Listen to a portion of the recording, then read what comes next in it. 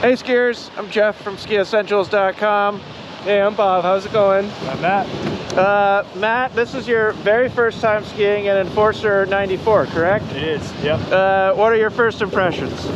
Planted and fast. Those are just the two words that I can think of. Yep. We just love being on the snow, gripping and ripping. It's incredible. Our very first run today, you had mentioned that you found a little bit more energy out of them than you expected too. I going in with zero, expectations, except the fact that I thought they might have been a little bit planky just because they are one of those ironclad skis that we always talk about. Sure. And I was taken by surprise. There's a lot of stored energy in there, and it's, you got to really push it to access it, but it's there, there for the taking for sure. Greg Petrick sighting. Anyways, got distracted by some good skiing there.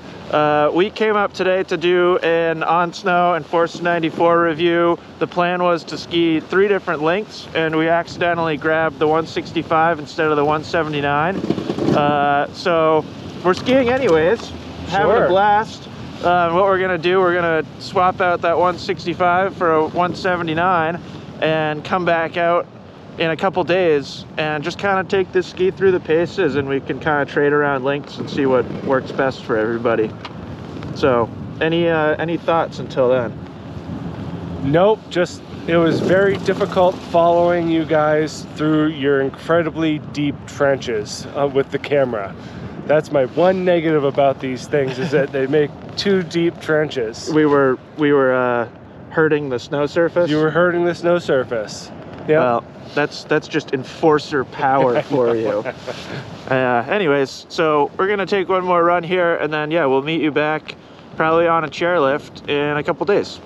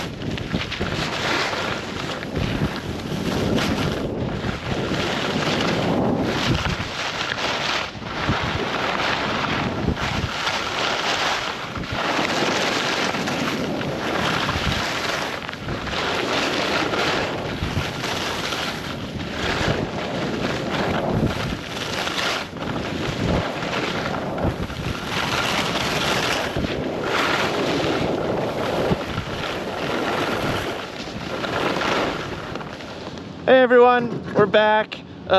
We swapped out lengths, so this is going to be really exciting. I'm on the 172. Bob, you're on the 179. Matt, you're on the 186. I probably won't make either one of them ski the 172, but we'll swap around some lengths and just kind of assess the differences. Something that I thought was interesting, we talked about how nicely they like roll edge to edge and how like intuitive they are carving and smooth and strong. Our last run we went and skied nosedive. A little bit different when you got to make short turns through choppy snow, huh? Absolutely. So that's kind of always the story with these skis, is they're fantastic on groomers. They're so strong, they're so smooth, the vibration damping is off the chart. But yeah, they're not light. and you've got a pretty flat tail. So I think when you've got to ski that more demanding terrain, they can be a handful for certain skiers. You said you were a lot happier with a shorter ski in those bumps. I was considerably happier. Yeah. So I don't know, we can talk about that now or later or whatever, but I appreciate the off-piste capabilities of these skis. And I was thinking about it a lot. Like that style of skiing, like making shorter turns like that, I thought the 172 was fantastic.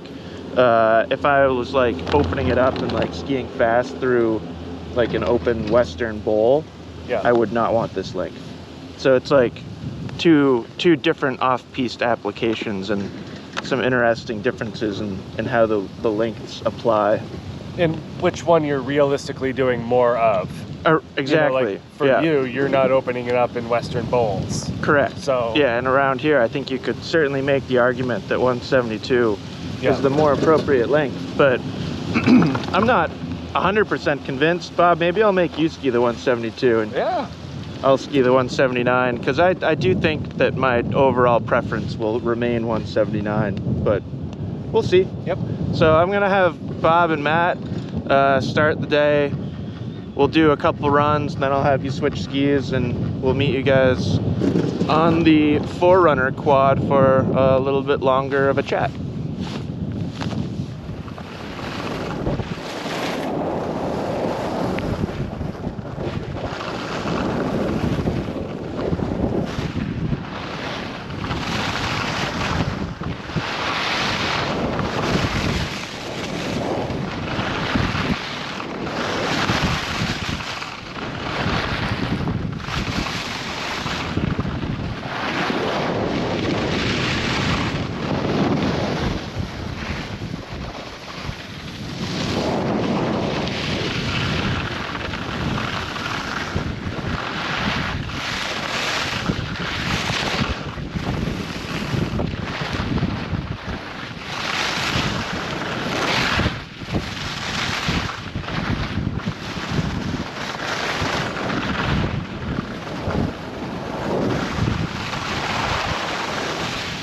Okay, Bob, when's the last time you skied an Enforcer 94? It must have been February of last year. Yep. We had our Nordica Media Day. Yeah, you were on it then. I was on it then in this length. Yep. And normally I'm hesitant Yep. to go sub 180 in anything. Looking pretty good on the 179. I'm not going back to long. I'll do it for this? research purposes. For scientific purposes For only? scientific purposes, but it would be a hard stretch to think that I'm gonna be happier on a 186 overall, especially like we were just talking about when you're factoring in anything ungroomed. Yeah, well, so we came down hayride there quickly, and that looked pretty manageable. Totally manageable. Yeah. And if you're getting that level of groomer performance, Right, like reasonable trade-off. I can't imagine that the uptick to the 186 is gonna alter, like, you know, as the geriatric member of this trio. Oh boy, that's a bit of a stretch, but sure. It's true. You know, I've been trending in that direction for a bit, so it's not a shock. And I think it works really well with this style of ski. Yeah, I had a similar experience with a Mantra 102 last year in a shorter length that really kind of... what, 177? 177, Yeah. which kind of spurred this shorter thought. movement. Yeah. Like, I feel like, correct me if I'm wrong, but it's probably fair to say that you don't feel much of a need to ski faster than we've been skiing today. So then it begs the question, like, what are you gaining from 186? Right, and even like at my size, like I'm 6'2", 225, like Right. 186 is on paper where I should be. Right. And like I've even flirted with the idea of the 191 in the past. Sure. And it's just... Didn't you have a 191 Enforcer 100? yeah, That's a lot of it's speed. huge. Come a long way from there. I know, and like that's just, I mean, I think one part of it is we're maturing as skiers. Sure. And then the other part is that like we're also just realizing that this is a very sturdy build. Right. And you don't need to size up to access performance. Yep. So I think that it's a combination of those two things that really kind of bring these shorter lengths into the forefront of the discussion.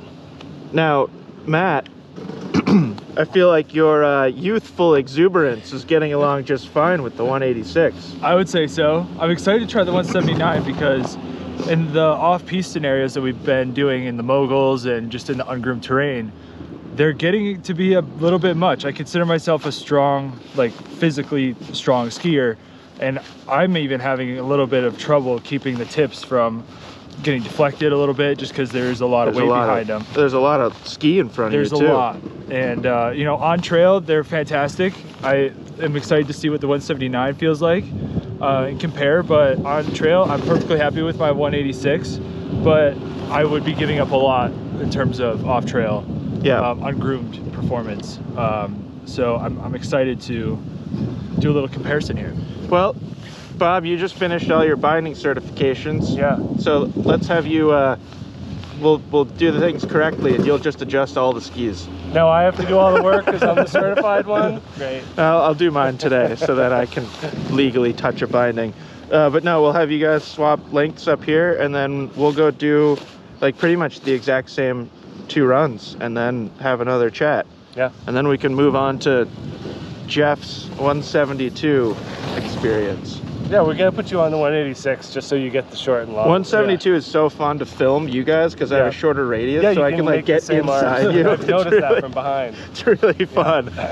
So, anyways, we'll talk to you in a little bit and see what these guys think about the opposite lengths.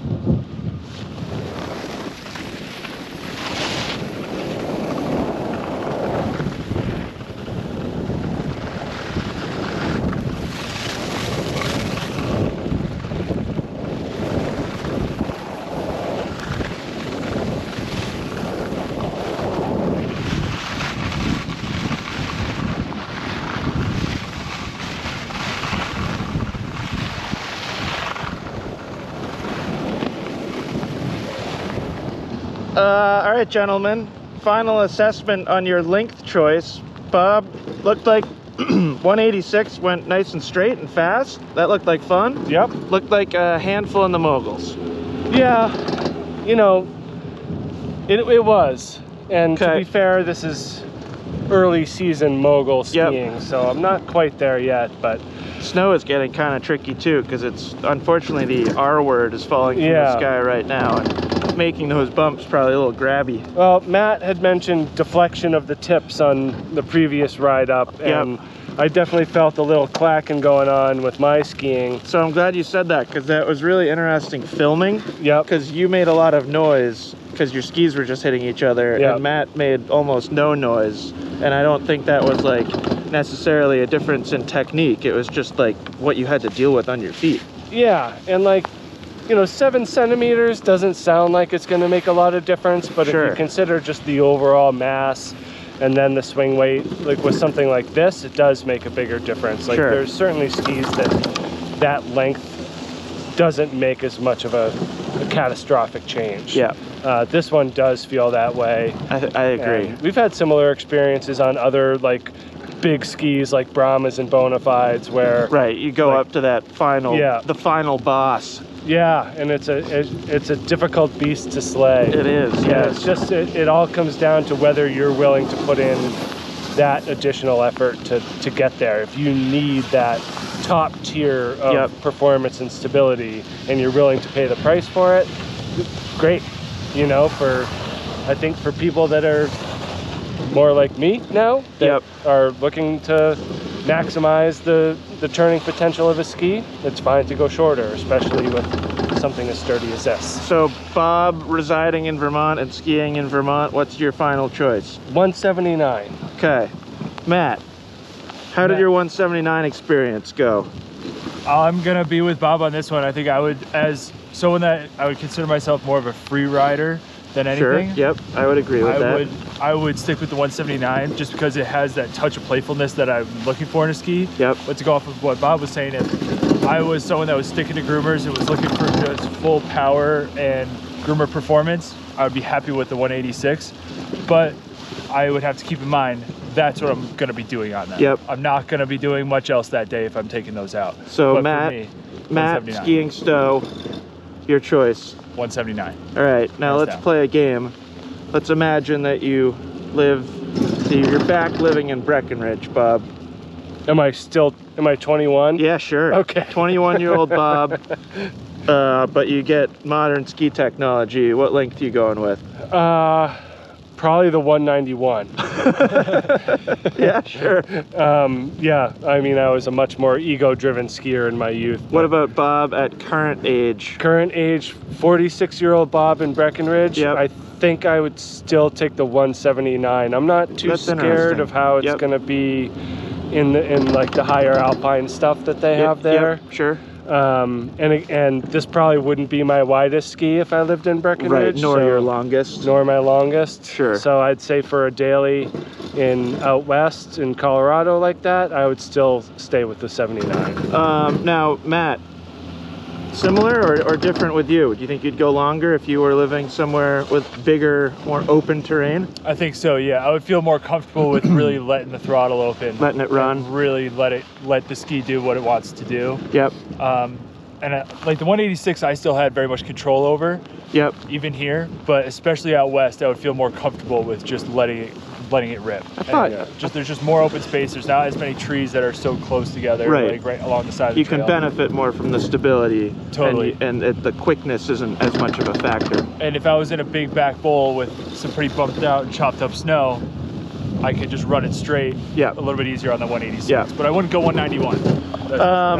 So we're getting to the top of the lift here. I've been on this 172 all day. We just filmed a little bit of me on the 172. So I'm gonna switch to the 179, and then maybe we'll take another run up the quad and go ski hayrides and see if I can ski moguls on 179. I don't know what I'm getting myself into, but I think I can do it.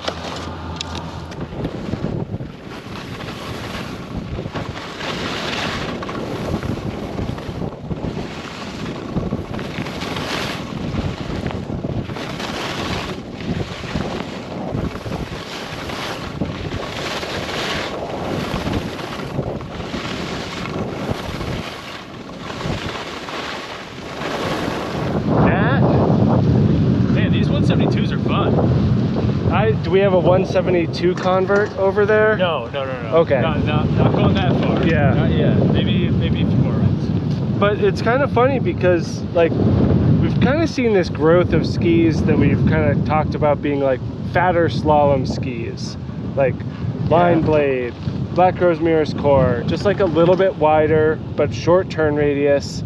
And like surprisingly, these enforcers have been doing this all along. People have just been skiing them too long. In too long lengths, you mean? Yeah. Sure. Yeah, I mean, yeah. I at least am having a big internal conflict here. I mean, right. And like, you do just fine on the 179. Here's my general assessment, and I'm interested in your opinion. I bet my turns look better on the 172, but I feel better on the 179. Yep.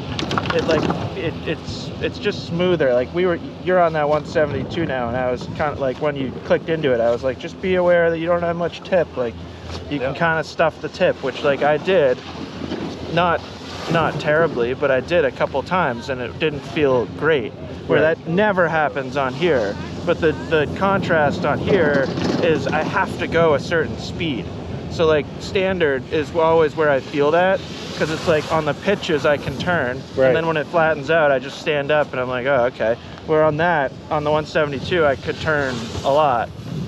And then like this is way harder for me in moguls. I felt like I skied moguls like an idiot up there, where like we didn't film it yesterday, but I felt like I skied moguls over on nosedive great on the 172.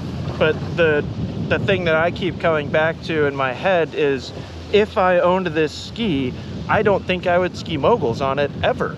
Well, I mean, you're not a mogul seeker. No. You know, so like that's fine. Right. Keeping you into the longer length. I preferred the kind of like stupid straight lining through moguls, which like then I would 100% want the 179. Yeah. So it's like a weird thing for me personally, and I think just because of what you said, like I don't generally seek out moguls, I think I would go with the 179.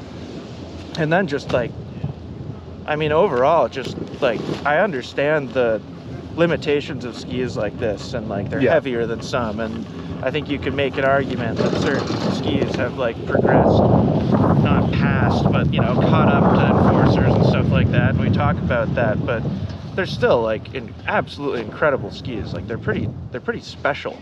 Yeah, and I think that we've kind of also like found a lot to like about the 94 here in Vermont. Yeah. You know, and especially when you encounter a day like this with a little bit softer groomers, and like we have, you know, pretty decent snow right now. Yeah. Like that definitely puts an emphasis on this width of Enforcer. Yeah, and this isn't like a new concept, and like we talk about this quite a bit, and I've been quick to say this about myself in the past, like even when it comes to carving, I generally am gonna choose a wider ski. Yeah. Because I don't necessarily care that much about edge-to-edge quickness and precision, and I prefer the like basically complete lack of potential of booting out.